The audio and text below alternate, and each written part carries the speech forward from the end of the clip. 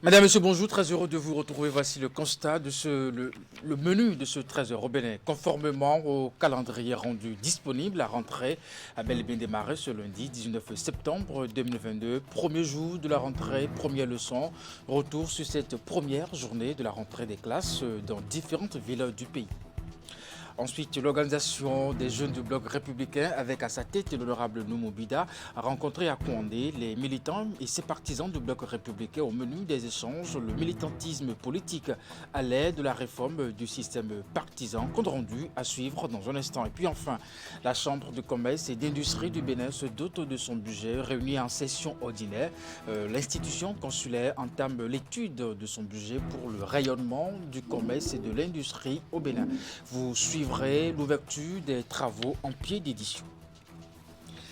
C'était là le sommaire de ce 13h au Bénin. Nouveau bonjour et merci de nous rejoindre dans ce 13h au Bénin. Ce lundi 19 septembre 2022, l'école a rouvert ses portes dans les écoles primaires publiques comme privées. Les acteurs ont repris les activités scolaires malgré la grosse pluie qui s'est abattue sur Cotonou et environ.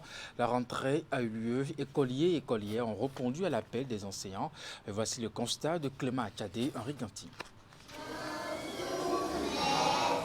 Bonjour les amis, comment ça va? C'est la rentrée des classes au Bénin après plus de 2 mois de repos. Apprenants et enseignants se retrouvent en salle de classe.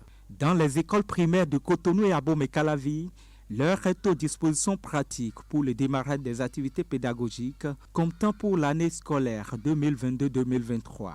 Au complexe scolaire public de Ménotin, le directeur se réjouit de la volonté manifeste des écoliers qui ont bravé la pluie ce lundi matin.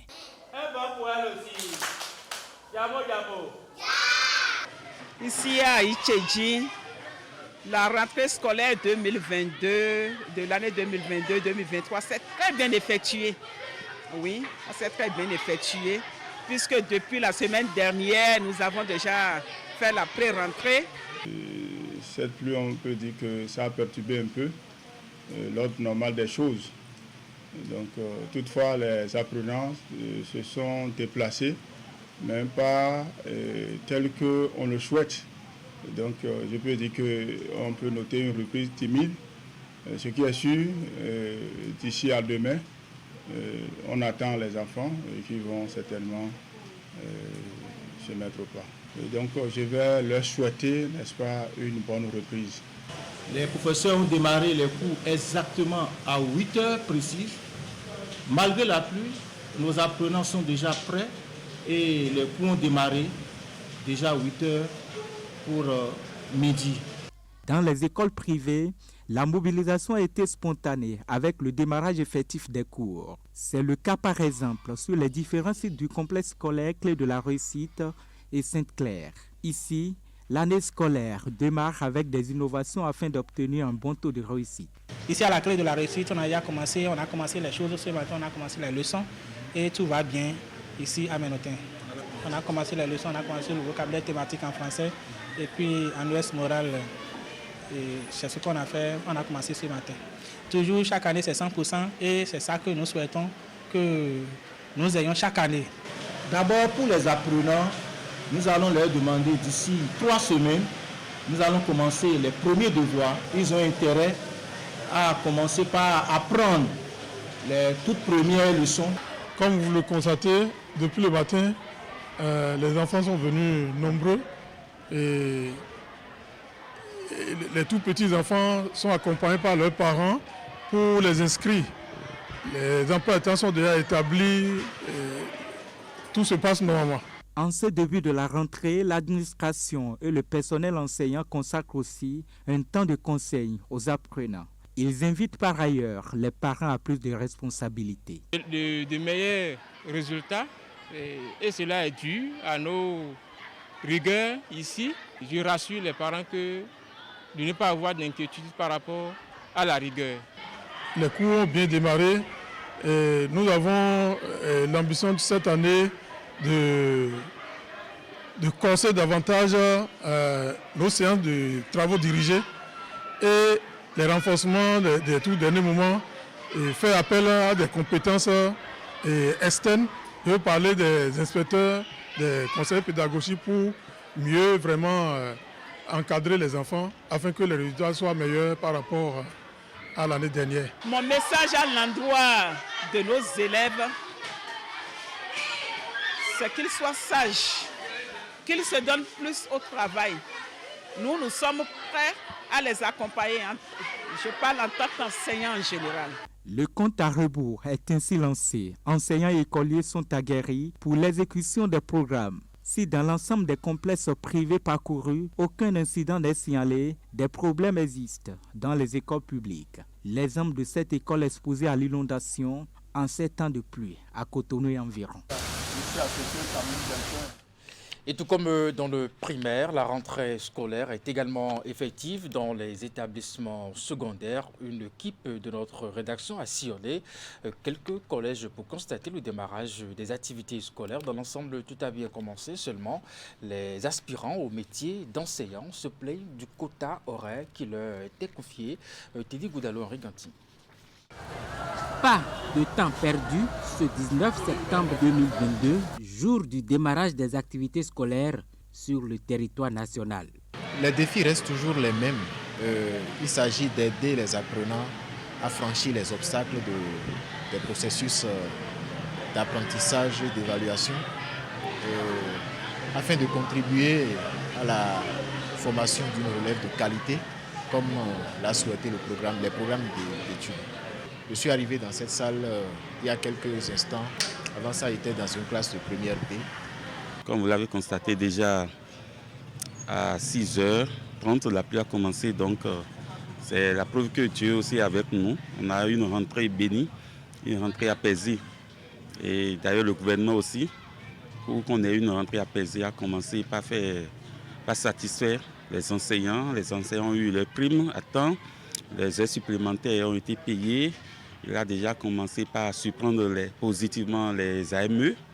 Vous voyez déjà, on peut déjà dire qu'on aura une très belle année scolaire cette année. Déjà, moi, j'étais au cours depuis 7 heures. Donc, j'ai démarré effectivement les activités.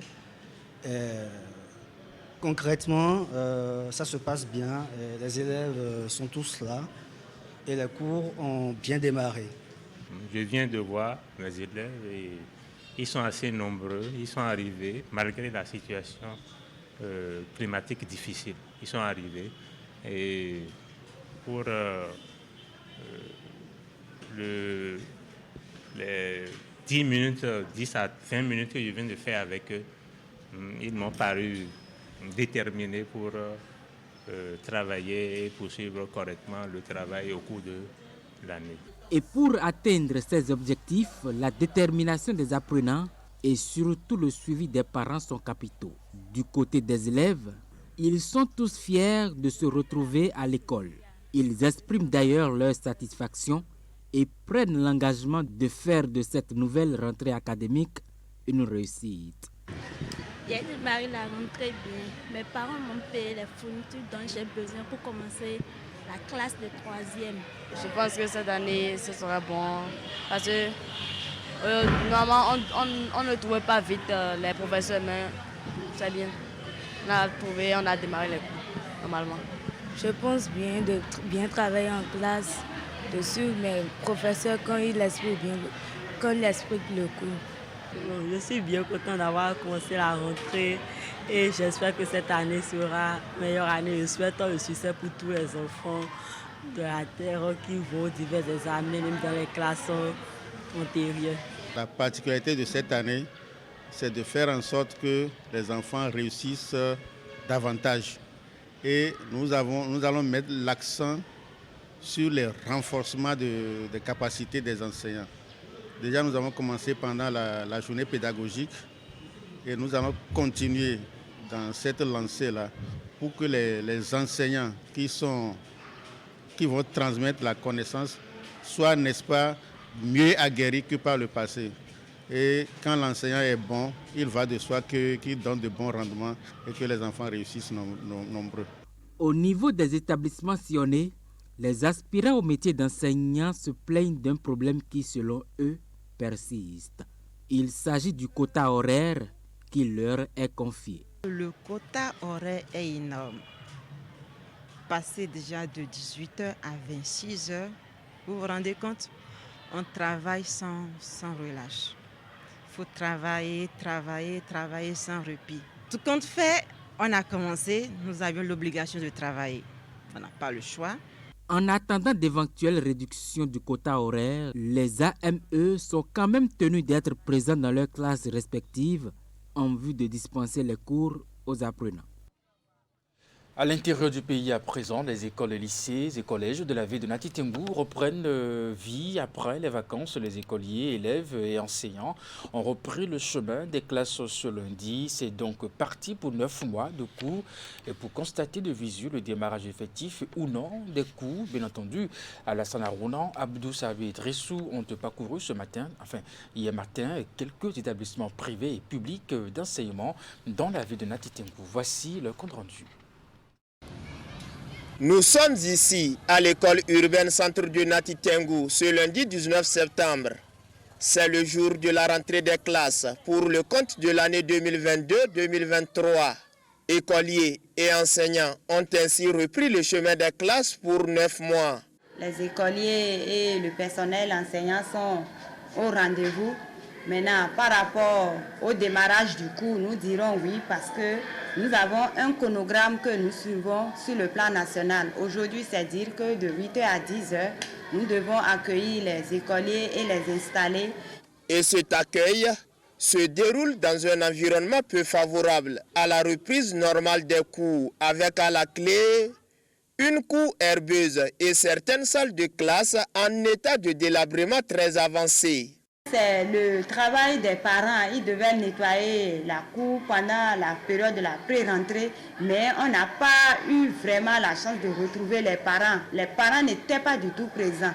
Pendant que ces apprenants du groupe C peinent à reprendre les cours, au groupe B du même complexe scolaire, c'est déjà l'évaluation diagnostique, une situation de classe qui prouve que le chronogramme établi par le ministère de tutelle est rigoureusement suivi. Les choses évoluent à peu près parce qu'à la pré-rentrée, nous sommes arrivés du lundi au vendredi. Nous avons attendu les parents d'élèves qui n'étaient pas au rendez-vous, ni les écoliers. Donc ce matin, nous sommes en train de faire bouchée double. Nous avons rapidement nettoyé les classes et les quelques élèves que nous avons reçus sont dans les classes. Et les maîtres ont commencé les cours par l'évaluation diagnostique. Au CG1 de Nati Tengou, l'affluence des acteurs du monde éducatif dans cette cour traduit à plus d'un titre la reprise effective des classes, même si les situations de classe proprement dites ne sont pas encore perceptibles. Au niveau du CG1 de Nati Tengou, toutes les dispositions ont été prises pour que la rentrée soit effective. À cet effet, depuis le 2 septembre, toute l'administration était présente pour accueillir les usagers et leur donner satisfaction à leurs besoins. Mais la réalité que vous allez observer, c'est que apparemment, un collège qui ouvre habituellement ses portes pour accueillir quelques 2000 élèves, ce collège-là, il est pratiquement désert. Ça veut dire qu'à côté des dispositions que l'administration prend, il y a les élèves et leurs parents qui doivent contribuer à l'effectivité de la rentrée. C'est malheureusement cet aspect qui fait constater que la rentrée n'est pas effective en termes de démarrage des cours. Au lycée des jeunes filles de Nati Tengou, les cours ont rigoureusement démarré déjà à 8 heures. Apprenants et enseignants étaient à la tâche. Au lycée de jeunes filles de Nati Tengou, les cours ont bel et bien commencé ce jour, 19 septembre 2022, à 8 heures. Les professeurs ont reçu leur emploi du temps depuis près d'une semaine et tout a été mis en place. Les cours ont déjà démarré. Autre collège visité, celui de Saint-Augustin de Nati Tengou. Ici, La matinée de ce lundi est consacrée à l'orientation des élèves. Vous allez constater que je tiens quelque chose ici, c'est leur carnet de correspondance. C'est là-dedans qu'il y a le règlement intérieur. Donc chaque élève est tenu d'en avoir. Et là-dedans, ils peuvent vérifier, après lecture ici, ce qu'il n'a pas compris, relit ça à la maison pour qu'il ne tombe pas dans le panier des préfets de discipline. On retiendra que dans la cité de Nanto, complexes scolaires, collèges et lycées ont réouvert leurs portes en ce premier jour de la rentrée scolaire, même si dans certains établissements publics, les situations de classe n'ont pas encore démarré. Et puis, conformément au calendrier rendu disponible par les autorités, la rentrée scolaire est également effective à Parakou, selon le constat fait par notre équipe sur place. Dans la troisième ville à statut particulier, justement, les différents acteurs ont honoré le rendez-vous et les activités pédagogiques sont lancées par endroits, des collèges en passant par le primaire et la maternelle. Le constat est identique dans la cité de Koubourou. Voici le constat. Premier contact entre ces apprenants et leur instituteur pour le compte de l'année scolaire 2022-2023. Nous sommes à l'école primaire publique Kanagbe C. Ici, à l'instar de bien d'autres établissements scolaires de la ville de Parakou, la rentrée est effective. Vous entendez le bruit des enfants qui sont dans la classe, pour certains pour le nettoyage. Et puis on a déjà le nettoyage est déjà fait. Et puis maintenant, il y a l'évaluation diagnostique que nous allons pour voir comment, pour jauger le niveau des enfants. Même constat au CG Albarika. Ici, les enseignants n'ont pas attendu la totalité des effectifs pour démarrer les cours. C'est d'ailleurs pourquoi le premier responsable du collège, Abdul Ganiou Adam Yakoubou, lance aux parents l'appel que voici. La rentrée est effective au CG Albarka, qu'il veuille bien nous envoyer les enfants. Tout est fin prêt pour les recevoir. Et je leur demande de tout faire pour les habiller convenablement. La tenue kaki pour les filles ne doit pas être cintrée et le pantalon chez les garçons ne doit pas être batio et éviter surtout les pantalons yorobo.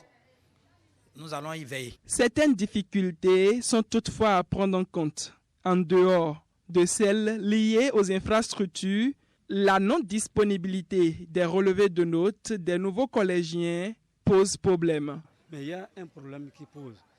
C'est ça qui fait que les nouveaux, surtout les nouveaux venus de la 6e, ils demandent les relevés, alors qu'ils n'en ont pas eu encore. Il n'y a pas eu suffisamment d'informations. Tout comme au niveau du primaire et du secondaire, la rentrée a lieu également dans les écoles maternelles. À côté des Boutchou qui ont du mal à se séparer des parents, les jeunes du quartier Thibonant ont décidé d'assainir l'espace pour permettre à ces Boutchou de bien démarrer l'année. Nous sommes ici ce matin juste pour renforcer l'école maternelle publique, puisque des enfants sont tout petits, ils ne peuvent pas faire ces activités de saclage, donc nous sommes venus en aide. En somme, la rentrée scolaire 2022-2023 est effective dans les différents établissements scolaires de la ville de Parakou.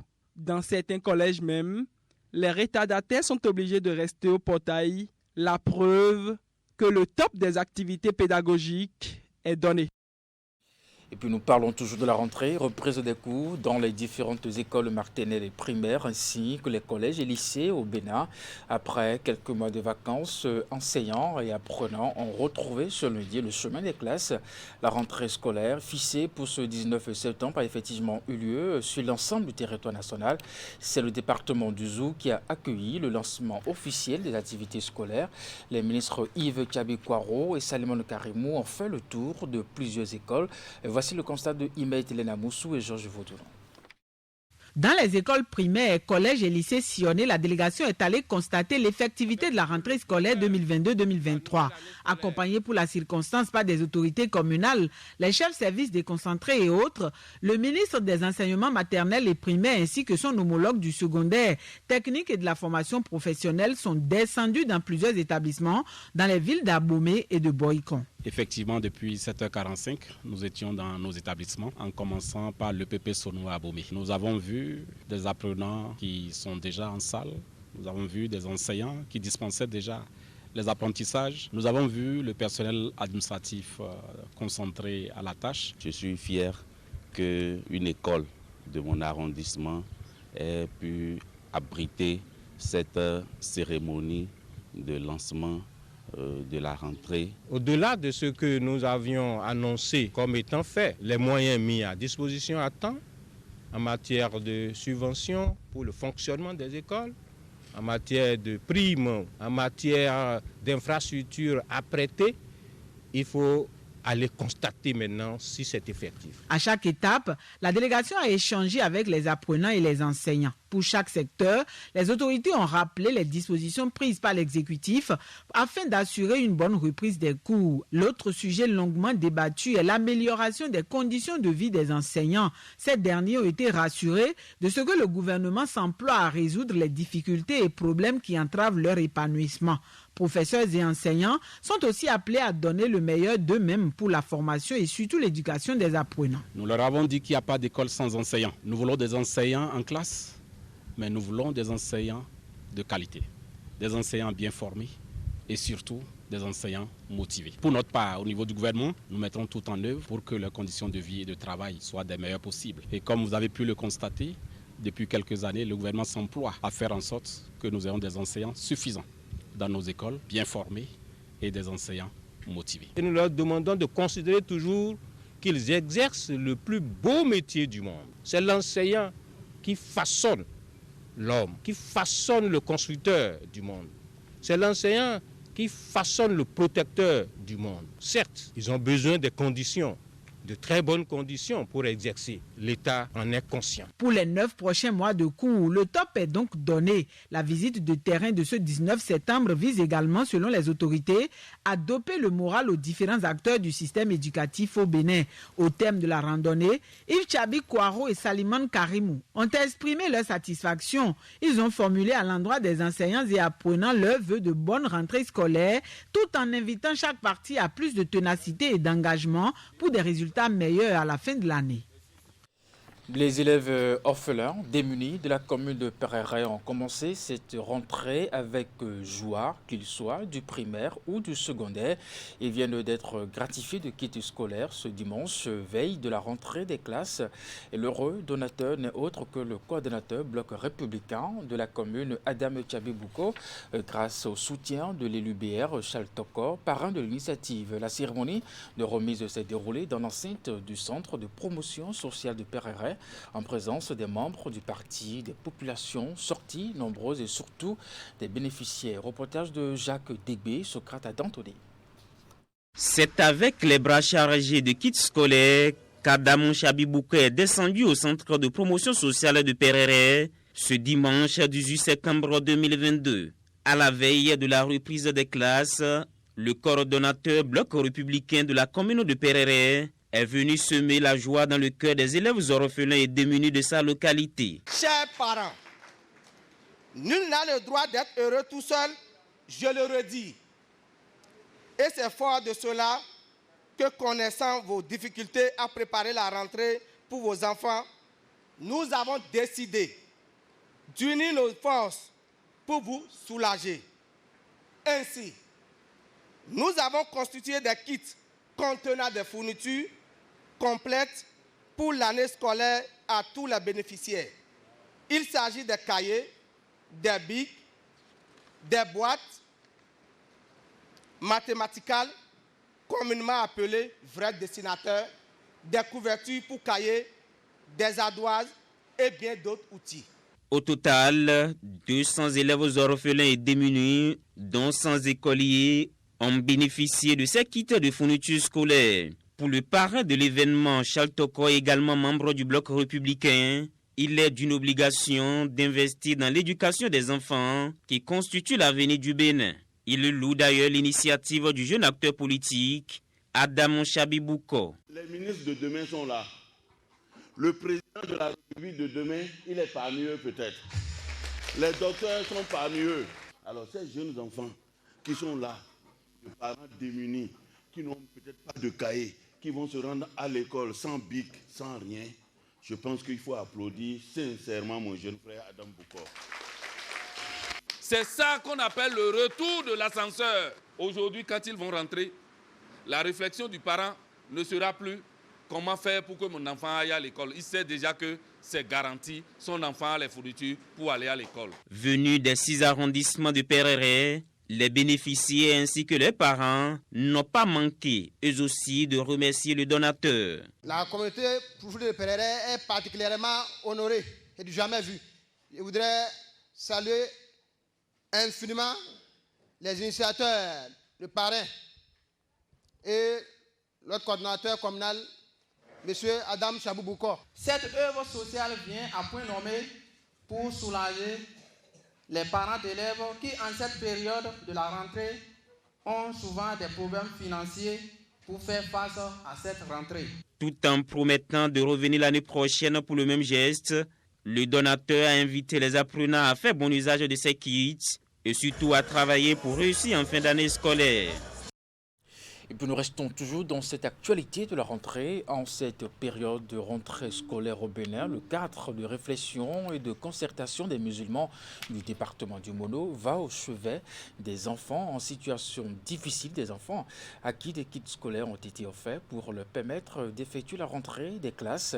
La cérémonie de remise de ces kits s'est déroulée ce week-end écoulé à Zongbonou, dans la commune de Royogbe. Retour sur les temps forts de cette cérémonie avec Narcisse Alos et Florent Dehou. Sourire aux lèvres, ils reçoivent à tour de rôle ici des kits scolaires devant leur permettre d'effectuer la rentrée des classes. Des enfants qui n'ont plus le privilège de couverture parentale et qui bénéficient ici de l'élan de cœur des membres composant le cadre de réflexion et de concertation des musulmans du département du Mono. Nous sommes arrivés à payer des fournitures à nos enfants. Mais les enfants démunis, quelle est leur situation? Le cadre s'est réuni d'urgence et s'est dit,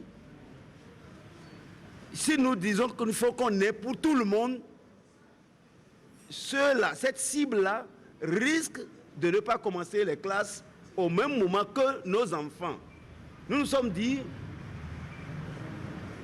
la cible-là, il faut le minimum que nous avons, il faut qu'on aille vers cette cible-là. Du coup, ces bénéficiaires qui étaient peut-être en milieu d'imaginer connaître aussi la joie de la rentrée des classes comme tous leurs camarades sont aujourd'hui comblés. Comblés grâce à l'engagement peu commun des gens, soucieux du mieux-être de leur entourage. On s'est réunis pour dire on va s'entraider au lieu d'attendre toujours l'Arabie Saoudite, attendre toujours le président de la République. Nous-mêmes, même si c'est un franc, on va se cotiser pour s'entraider. Que Dieu fasse que les jours à venir, qu'on puisse vous trouver ce qui dépasse ça. Nous remercions le président et ses cadres de réflexion et de concertation de la communauté musulmane du Mono. Nous sommes très fiers d'avoir eu ce cadeau. Que Dieu vous accorde la longévité et vous protège. L'action est surtout inspirée des Saintes Écritures qui prônent l'entraide et le partage. Des valeurs expliquées séance tenante à ces futurs cadres du Bénin avant de leur montrer le chemin à suivre. Souhaitons que dans l'avenir, les futurs cadres sortent parmi vous et que vous puissiez vraiment valoriser le Mono comme le font les ministres actuels. Sur ce, nous vous exhortons au travail bien fait, au respect des enseignants et l'assiduité à l'école. Les donateurs ont enfin annoncé un suivi derrière ces enfants avec des jeux concours qui leur permettront d'encourager les meilleurs à chaque fin d'année scolaire. Regroupant tous les dignitaires et imams centraux du département du Mono, le cadre de réflexion et de concertation des musulmans du Mono a pour credo du social. Et l'exemple patent, c'est ce geste singulièrement vécu ici.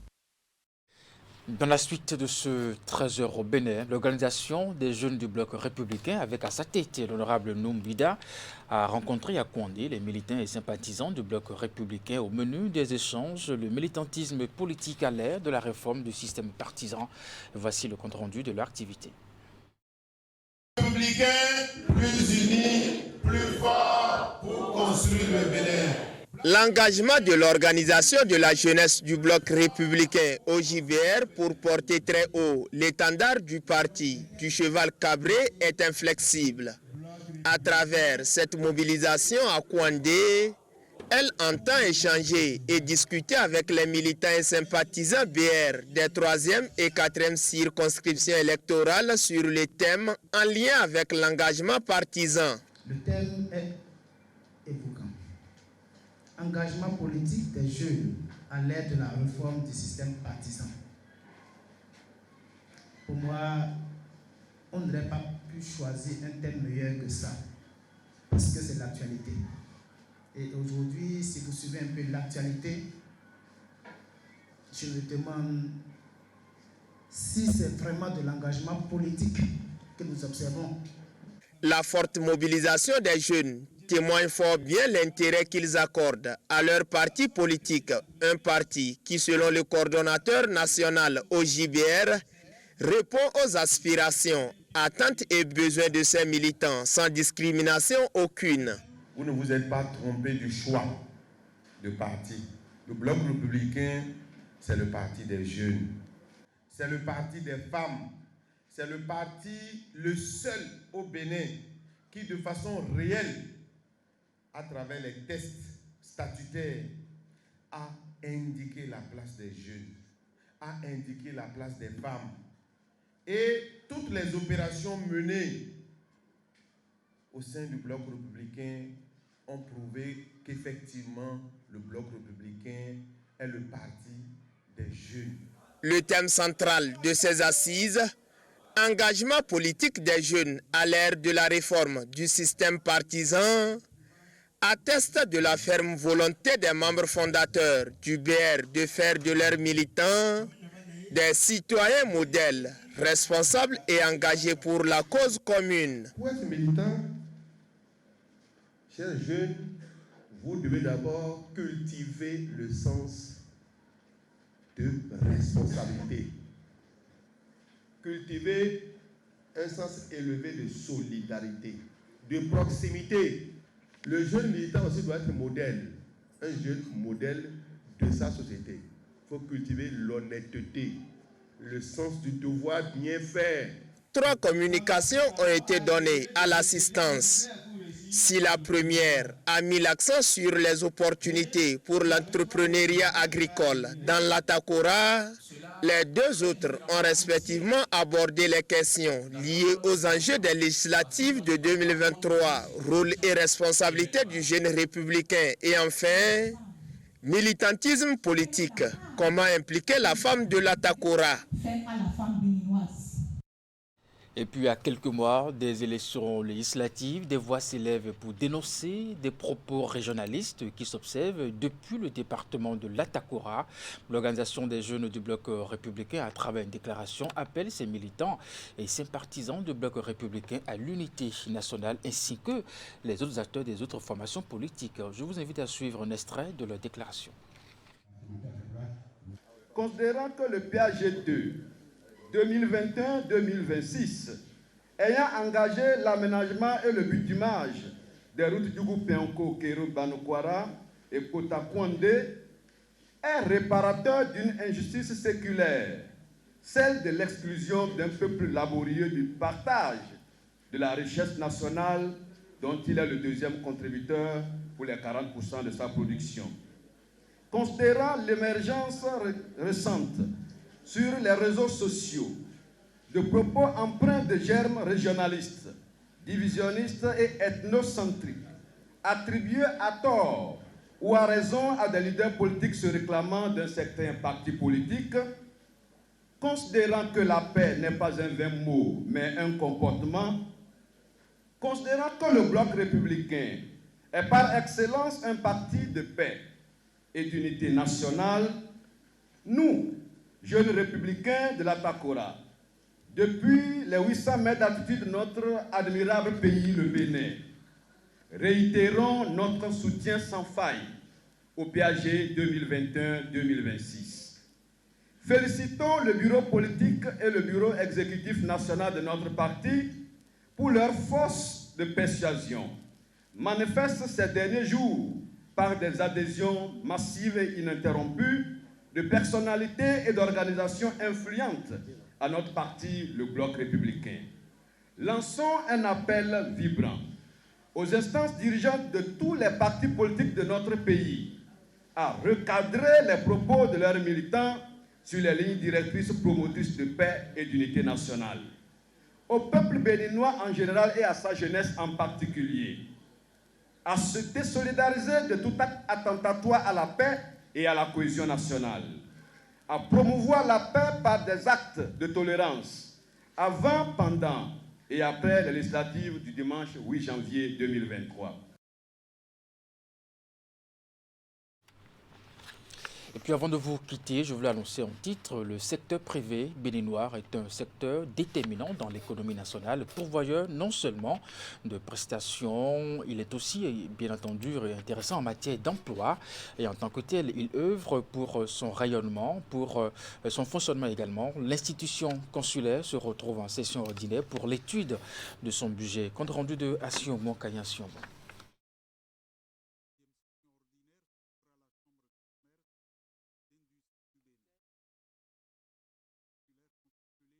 À étudier le projet de budget exercice 2023, une occasion qui leur est donnée de doter leur institution d'un budget pour leurs ambitions affichées dans le plan stratégique impulsé pour plus d'impact. La deuxième session de l'Assemblée consulaire sera consacrée à l'adoption du budget 2023 de la Chambre de commerce et d'industrie du Bénin. En effet, la Chambre de commerce et de l'industrie du Bénin envisage de bâtir une communauté d'affaires plus forte, résiliente et diversifiée, moteur du développement économique à l'horizon 2025. La CCIB entend lancer en 2023 une offensive économique pour atteindre ses objectifs. L'institution compte travailler pour être en permanence une structure de proximité des entreprises et développer des stratégies d'alliance et de partenariat. L'occasion pour la ministre de l'Industrie et du Commerce, Shadia Souma, d'exhorter les élus consulaires.